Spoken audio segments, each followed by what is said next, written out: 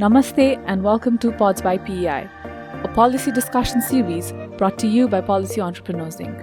I am Shriya Rana. In today's episode, PEI colleague Shuvangi is in conversation with political scientist Chandra Dev Bhatta on the topic Between State and Society, Rethinking Civil Engagement in Nepal. Chandra Dev Bhatta is a political scientist whose work spans research, teaching and public commentary on Nepali politics, geopolitics and South Asian affairs. A former research fellow at the George Warren Brown School of Social Work at Washington University, he has explored themes such as the rise and fall of national service in Nepal. Shuvangi and Chandra engage in a thoughtful discussion on the evolution of Nepali civil society from its pivotal role in democratic movements to its present-day entanglements with political power, funding constraints, and growing public distrust. Drawing from Bhatta's research and recent discourse, the conversation explores the blurred lines between activism and partisanship, the influence of donor agendas, and the need for more inclusive, accountable, and locally grounded civil society framework in a federal Nepal. Like listening to Pods? We'd love to hear your thoughts, so please follow us on Spotify, Apple Podcasts, YouTube, or wherever you listen to the show. You can also follow us on Twitter at tweet2PEI and on Facebook and Instagram at Policy Entrepreneurs Inc. for updates on the latest episodes. We hope you enjoy the conversation.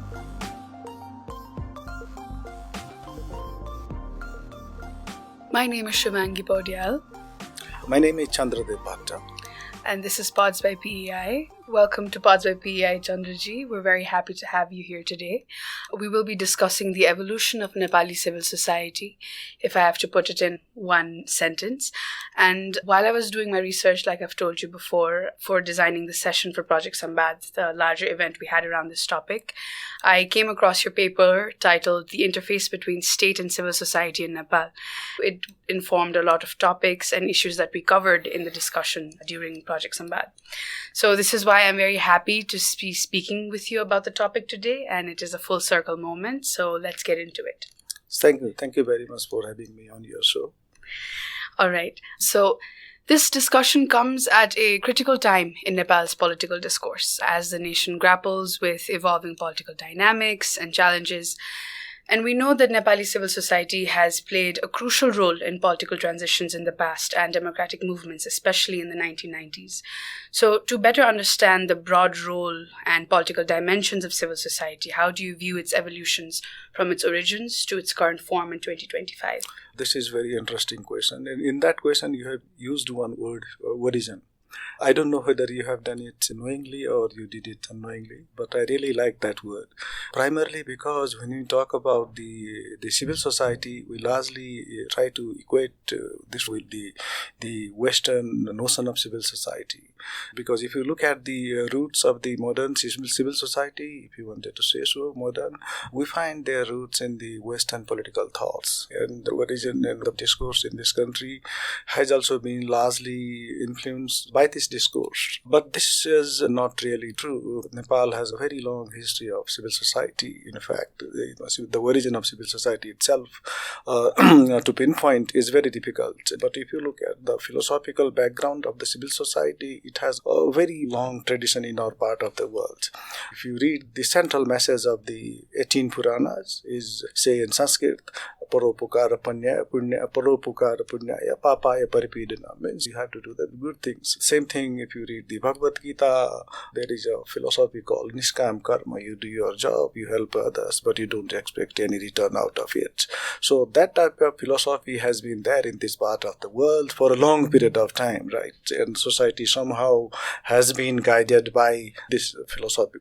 So if you look at a lot of things still in the rural Nepal, there is a culture of helping each other. So if we really wanted to look into the civil society here, we have to differentiate between the civil society that came up with the arrival of the modern NGOs. So there are different narratives of civil society. The one is that comes from our own tradition, and the other one is the discourse which has been dominating here, largely comes from the Western notions.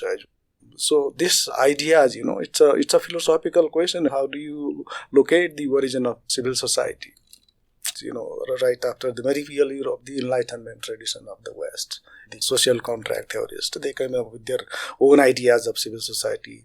Thomas Hobbes, John Locke, I'm sure you must have read it. They have a different idea. Basically, there was a tussle between the state and society, or the state and the church for that region in the Western context, because people at large were not really feeling comfortable with the way state has been ruling and the influence that has got there in society. And it created a lot of momentum as well. The idea of the governance, democracy itself has been strengthened or consolidated with the help of civil society. Not only here, but other parts of it. It's a very recent phenomenon. This largely began after the Second World War. So then after the civil society has played a tremendous role in democratizing the state and democratizing the market as well. Same thing goes here as well. If you talk about the civil society in this part of the world, with the arrival of the new models of governance, largely in the late 50s, that civic movement is part and parcel of our life, which has been there for a long period of time. But the modern civic movement is connected with countries' democratization process as well, which began in late 1940s. At that time, they had a different approach, largely influenced by our own text, religious text. Arya Samaj used to be there. The people, when they were coming out against Rana rule, they chanted shlokas from the Bhagavad Gita as well. Then it was not a civil society that we think today of some sort of, the conscious people who rose against the Rana rule, who came together and they fought against the family rule of Ranas and were able to establish democracy in 1950. And then if you look at from 1950 onwards, the country had a different political setup. That was first time when modern democracy came into being. I don't use the word introduced. Then after that, 1960 and 1990, we had a different political system. Of course, that was a partyless panchayat system, but civil society was not completely silenced. People were allowed to open the organizations. So, of course, the problem was there, of course, if you were opposing the political system, but otherwise they were allowed to operate. Even the panchayat system itself has opened its own, what they call the class organizations, Bargir Sangatans, or different types of class organizations were there. But the objective of civil society during that period primarily was to consolidate the regime in power, right? It was not really about democracy or development. Of course, development was also there, but not necessarily in a way that we think today. But then the way people try to define that period is the Kal Ratri of Panchayat period. I don't really buy these ideas primarily because many things were happening as well. Development was also happening. There was organizations. People were allowed to move out. The only problem was political parties were banned. So if you take these factors into consideration, there was some problem. Then the second phase comes into 1990. That was a different context. Again, the arrival of the liberal political order. Many countries were getting democratized. That third wave of democracy, they say. So with this democratic movement, we also have again the second inning of democracy, I would say. The political parties were allowed to operate. People were allowed to register their organizations. A lot of human rights organizations and civil society organizations were established in the country. There were, I'm not exactly sure, but 1990 there were only 200 organizations, and by 1992 their numbers have gone up around 1,200 registered organizations. These organizations somehow have been working as civil society organizations, and people largely understand these are the ones who are civil society organizations. And largely academicians or other scholars or even the activists, they don't consider traditional organizations or community-based organizations, which has been there for a long period of time. They don't really consider them as a part of a civil society because they are traditional. They don't really believe in modern values and things like that. The new civil society, which is largely built around the NGOs circles, has got its own objectives as well. They were quite helpful in terms of strengthening the democratization process in the country. Also, the service delivery mechanism, apart from that, they were also quite helpful in coming up with new ideas, democracy, development, and many things came into being from 1990 onwards until 2005-6, because from 1996 until 2005-6, Nepal went through another political crisis. So the political movement of 2005 and 6 has brought new challenges for Nepal. New issues were there. Democratization has become an important part of Nepali state, and a lot of civil society organizations were involved in that process as well. So if you look at the constitution writing process during that phase, I think civil society organizations were quite helpful, in a sense that the informing about the new political debate that has come into the country was quite important, because Nepal has seen a series of political changes, and each political change came up with their own new ideas, new sets of rules of governance as well. I think somehow there was some sort of synergy between state and civil society, and this phase went until 2015, when the constitution was finally promulgated through the Constituent Assembly. But having said that, all is not good with the civil society. There are serious problems with the way civil society works, or the way we understand it. If you look from 1990 onwards, we adopted the liberal policies, and we thought that civil society as a pole of virtue and the state as an incarnation of evil. That type of feeling was there during 90s. Then if you look at from 1990 until 2005-6, state becomes weaker and civil society somehow they become stronger in terms of advocating different types of policies.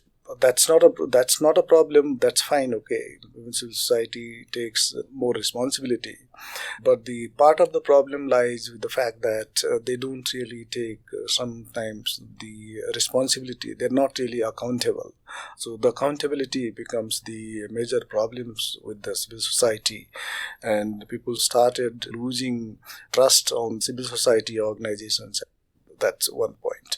The second point is the way civil society developed in Nepal. It was largely associated or linked with the political process of the country.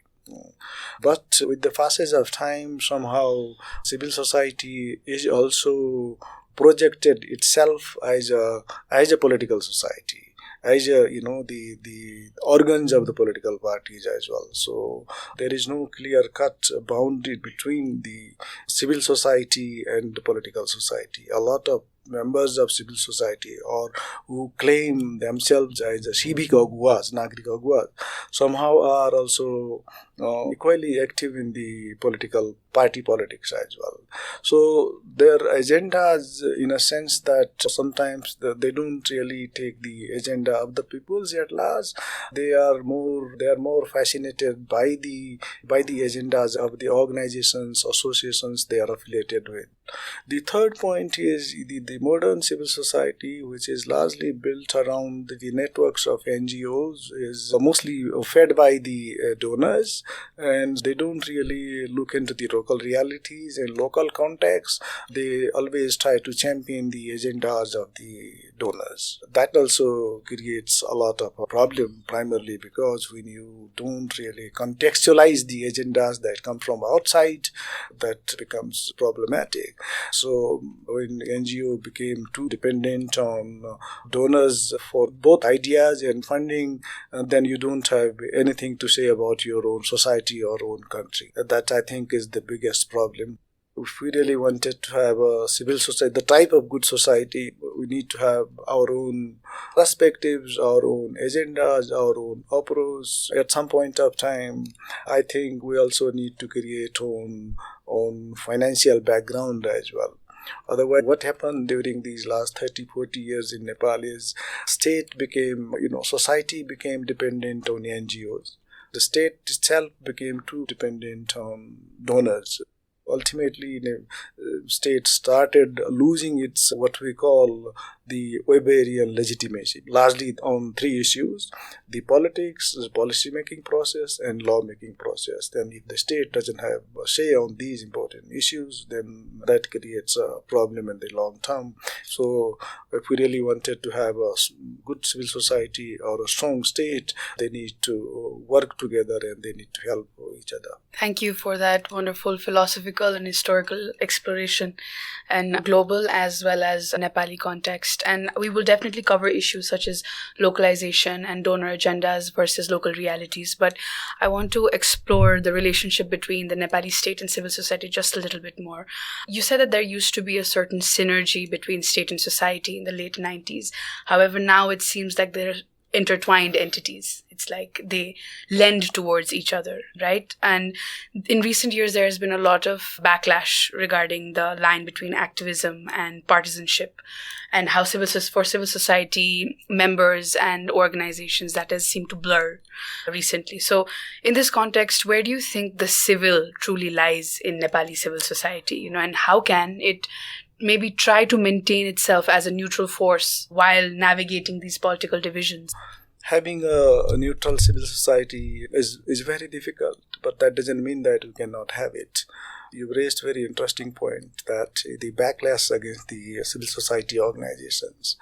I think this backlash, if there is a backlash, it has happened primarily for 2-3 reasons. First, the self-declared members of civil society, they developed that civic sphere as a place where you can start your own careers. So the empire they have developed over the period of time was not really for the broader issues of the society, but they were interested for their own agendas and such. So there was a sort of disconnect between the civil society and Nepali society. So they really could not come together. We could see the engagement happening between people at large and those who claim themselves to be part of civil society, but that was not really, each wanted to take the benefit of others. And the other factor, I think, I've already talked about it, the civil society was not really able to maintain its autonomy from the political society. That's why today we have got a huge political problems, but civil society is nowhere to be seen there. They often come out with their own statement, but if you read between the lines their statement, you get the feeling that is also partly partisan or motivated by the certain political objective as well. So they had not really been able to rise above their own interest. This should not have been there. Another important part is civil society has started to take a permanent shape in the country. The objective of civil society is to democratize the political power of the state and democratize the economic power of the market, so that you can connect state, market, and people together. That momentum is largely missing with the arrival of the modern NGO-led civil society. Again, if you go back to the 50s or even before that, when there was a different system of governance, we could see that the engagement was there, the trust was also there, but this trust and engagement got disconnected in recent years. Now, the situation is further deteriorating primarily because the world politics is also changing. Now, the powerful countries of the world have their own agendas, and they are also trying to mobilize the civil society actors accordingly. Somehow, because of this new geopolitical rivalry, civil society is losing the direction as well, because if civil society gets too much entangled with the global politics, I don't think it will really be able to serve its objectives. Of course, civil society certainly has played a key role. If you look at, in developing the new norms of governance, the idea of global governance and many things were the contribution of the civil society organizations. But that momentum has lost, not only in Nepal, but even at the global level. That's happening because of the new geopolitical rivalry in the world politics. So I think there is a lot of scope where civil society can play a neutral role. I think it's all about telling the truth to the people. So if civil society honestly takes that responsibility of informing the people of the current political, economic or developmental issues, I think civil society will certainly gain its respect from the society. Otherwise, if they're fascinated by the agendas which are largely coming from outside or which are not really connected with the people, that will create obstacles for them. And I will definitely get into geopolitics, but since you have many times focused on donor aid and agendas, I wanted to touch on this historical significant role that international aid has played in Nepal. And, this ongoing issue of donor dependency, we just saw how USAID pulling out most of its projects from Nepal has caused a significant jolt across Nepali civil society. Everybody seems to be in a sort of state of panic. And this is a result of a complex shift in geopolitical events across the world. Now, realistically speaking, what alternative funding models or strategies could Nepali civil society explore to sustain itself? Because, it's one thing to say that, we should work without donor support, but one thing to actually be able to make that work. If you look at the international community, played a tremendous role with regard to the development. We should not deny their contribution in that regard. But we are not really able to prioritize our own agendas of development. That creates a problem. The financial support that has been coming up from outside, which I think countries like Nepal needed, I did not see much of a problem there. But when that aid comes up with certain agendas, then that creates a problem. I'll tell you, Nepal has been getting international support in the name of development right from 1950 onwards. Americans started providing financial assistance in Nepal as early as 1950. Then after that, other international organizations, other countries have also joined hands. So from 1950 onwards, it has contributed immensely, but there are some problems. Sometimes I see development is more geopolitical than geopolitics itself. That creates its own type of dependency. That's why we all have come to the conclusion that we cannot really survive without foreign aid or development, or US aid has to be there, or some other international support has to be there. This type of feeling is coming largely from the elite circles, I would say, who speak in English like you and me. But I think broader people at large they're not really going to be impacted, because the bureaucracy it has developed over the period of time is not really benefiting people at large, those who live in the rural Nepal, like, Dur Daraz, It's not really trickling down there. So it's only in the urban centers, few banks might have come up, few coffee houses might have come up. Otherwise, the contribution in a real sense of the term is not really there. Of course, roads were built. If you look at the electrification, it has really improved in Nepal. In the education sector, Nepal has made significant progress. In the health sector, likewise in many other areas as well. As a part of international commitment, the developed countries were also allowed to, they have to provide certain money to the developing or underdeveloped countries like Nepal. But many countries are not even committing that specified amount. It's a small amount which is largely spent around logistical stuffs. So we should not worry too much about it. I think we can create our own financial background. The idea of philanthropy has been there for a long period of time. A lot of schools in this country was built not with the help of foreign aid, but with the contribution of the individuals. If you look into the Tarai regions, a lot of campuses, a lot of structures in Kathmandu itself was not built with the help of foreign aid. That was built by Nepalese itself. So the idea of helping each other has been there. I would use the word dharma, we have to do dharma. The very concept of dana, giving others, has got a much longer history than the modern idea of poverty alleviation. Dan has been there for a long period of time, and one of the objectives of Dan was to elevate the conditions of those who live below the poverty lines. So I think we have got ideas there is wealth. So it's up to us how do we want to use them or not. Of course, in recent years, the world has connected in more than one way. We cannot really stay away from the events that are happening in the world, but at the same time, we should also try to build up our own capacity in more than one way.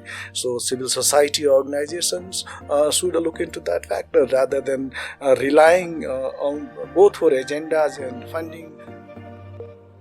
Hi there, this is Kushi from Policy Entrepreneurs Inc. We hope you're enjoying Pods by PEI. As you know, creating this show takes a lot of time and resources, and we rely on the support of our community to keep things going. If you've been enjoying the show and would like to help us out, we'd really appreciate it if you could become a patron on Patreon.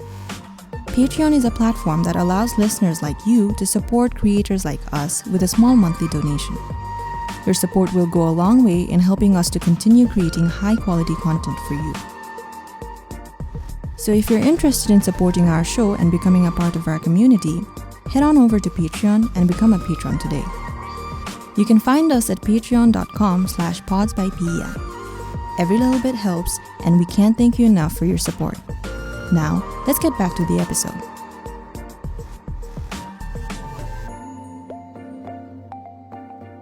I also wanted to ask you a quick question. I'm quite interested to know, what do you consider to be civil society organizations? Would research centers, think tanks, they would qualify? It's a very interesting question. In fact, measuring civil society is very difficult. Whether research organizations or NGOs or any other organizations can be considered as a part of civil society or not. Depends largely on the type of agendas, the objectives they have got. Of course, they are part and parcel of a civil society because in one way or the other they also contribute for the development of the state and the people. But at the same time, civil society is something which is largely, it's not really permanent structures. Then if you are a permanent structure, then you are largely, different types of NGOs. So largely the political parties, trade unions, NGOs, think tanks, universities, they all can be put into the broader umbrella of civil society. But then at the same time, they also have got their own professional interest as well. When these organizations rise above the professional interest and they are more interested into the interest of the people at large, I think then we can definitely call them civil society. You've spoken about civil society as a good society a couple of times in this conversation. So again, going back to the question that I asked earlier, civil society has faced criticisms of elitism, paternalism, inefficiency, infighting, not being able to land on a common agenda, not representing the people's problems, a plethora of things. And you also said that has caused in this sort of backsliding in people's trust in civil society. So how can it now address these challenges? And in a federal Nepal, how can they actually strive to be more inclusive and accountable to the people? How can they try and attempt to gain back that trust that has been lost among the people? The Project Sambat conversation, two terms emerge: dollar kheti and dollar badi.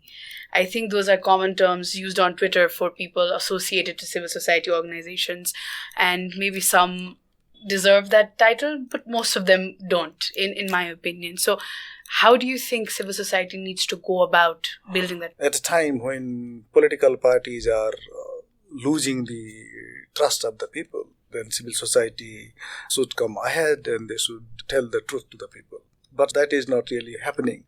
The way civil society has been divided, some of them are divided along ideological lines, some of them are divided along partisan lines, some along the agendas. So I think if we really want to think about having a good civil society for that reason, there are certain issues which need to be looked into. I think the biggest challenge is the employment creation within the country. Every day, 2,000 plus youths are leaving the country. It's some sort of mass resignation of youths from the state and society. and they should work in that direction. How can civil society contribute in creating economic opportunities as well? So civil society should translate those ideas into reality. The second problem is again the political issues. There are a lot of issues in rural Nepal, in the far flanks of the country, where perhaps both state and civil society can work together. They need to identify those issues as well. Apart from that, the point of dollar kheti and dollar badi, this debate, or the Pajero culture which began in 90s, it is this culture which has spoiled the very idea of civil society in this country. There are good people as well. There are good civil society members as well. There are good civil society organizations as well. So in that case, perhaps those who claim to be a part of a good society may not have been able to do a watchdog role, which is quite essential for them. In a sense, I think somehow there is also a need for the civil society to do its own soul searching as well. Where did we make mistake in the past, and how can we move ahead? I think that should be quite helpful, but there is no ready-made formula how civil society can do a better role. But as long as they look into the issues of the people, that should be quite helpful for them. But what happened, as I said earlier, is they have picked up issues, those NGOs or civil society organizations, from the society, and they started selling those agendas, but somehow the issues of the people at large were never really resolved. I give you one example. I come from the far west. You might have read in the newspaper, or you might have seen in the television, there is one pratha called Chaupadi Pratha. See, there are a lot of NGOs, a lot of activists who have made good fortune working on these issues, and the issue is still there. The issues of Dalits, the issues of women. We just wanted to develop a project out of their poverty or problems. So that should not be the case. We should not get into that business. Rather than doing that, I think civil society organizations, or NGOs for that matter, should collaborate with the state agencies, or the agencies which are working at the local level or rural area. That type of understanding is missing in our discourse. Okay, ultimately, how do you envision a good civil society in Nepal's context, and what do you think should be, given the new needs of the development context of Nepal and given the new challenges in this sector, what principles should now guide this vision? Very interesting. I think you use the word development as well as challenges, right? I think we should be able to find out where the challenges lie. Whether if the challenges are coming from development, what are those challenges? If the challenges are coming from the politics, we should be able to find out those challenges, then work on them. So let's talk about development then. The discourse on development has got a long history in this country. As I said earlier, development certainly has happened here, but what has not happened is this has not really been realized by the people at large. So not everybody is equally benefiting from it.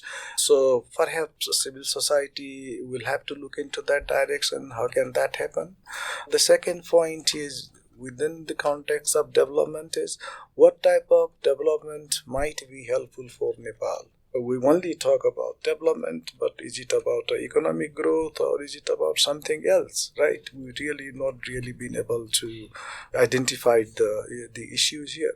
The other problem is that there are different types of developmental ideas or models being plotted here by the different types of agencies, both from within the country and from outside as well. I think we should also be able to discuss on those agendas and issues, whether they are really going to benefit Nepal or not. That discourse is also missing. When we talk about development, we don't really identify our need. So because of that, there is a gap between the supply side and demand side. What we exactly needed and what has been available in the international market. For a long period of time, we're largely taking the agendas or the ideas that are floated in the international market, but we don't really reflect on the fact that whether those agendas or ideas or approaches will really be helpful for Nepal or not. Certainly, there is a need to have a discussion in that direction as well. Other challenges with regard to the civil society in Nepal, I think the civil society will have to create a autonomous ground for themselves. Some sort of autonomy is definitely needed from a political society as well from other interest groups as well. If we cannot have that autonomous society, then people at large perhaps will not really trust us. And by and large, a good civil society for that reason should be able to, it should not be anti-state or civil society does not have to be a pro-state as well. It's a critical mass. Of course, it's allowed to speak against the state as well when there is a need, but that should be within the constitutional framework, or that should be for the broader democratic cause as well. Thank you so much, Chandraji. Do you think there's anything that I've missed in my questions that you'd like to? I think the one point I really wanted to touch upon is in recent years, with geopolitics, the entire civic sphere is changing. The powerful states are trying to create their own organizations or civic sphere for their interests. Some of the national agendas of the powerful countries, I would say, sometimes they become the global agendas. They become the agendas for other countries as well. Like there are, I was just one or two examples in our case. If you look at during the last couple of years, largely from 2017 or 18, Nepali society is divided along geopolitical lines as well. So there is a debate whether we should go for Chinese aid or American aid or Indian aid or things like that. I think the civil society should come together and reflect on what is good for Nepal. We somehow have failed to make any judgment on that. That is a very interesting thought you leave us all with. Thank you so much for your time. I'm looking forward for the conversation with you in the future. Thank you. Thanks for listening to Pods by PEI. I hope you enjoyed Shuvangi's conversation with Chandra Dev on the topic between state and society, rethinking civil engagement in Nepal. Today's episode was produced by Nijan Rai and Khushi Hang. The episode was recorded at PEI Studio and was edited by Nijan Rai. Our theme music is courtesy of Rohit Shakya from Zindabad. If you liked today's episode, please subscribe to our podcast. Also, please do us a favor by sharing us on social media and leave a review on Spotify, Apple Podcast, YouTube, or wherever you listen to the show. For PEI's video-related content, please search for Policy Entrepreneurs on YouTube. To catch the latest from us on Nepal's policy, politics, please follow us on Twitter at tweet2PEI. That's tweet followed by the number 2 and PEI, and on Facebook at Policy Entrepreneurs Inc. You can also visit pei.center to learn more about us. Thanks once again from me, Shreya. We'll see you soon in our next episode.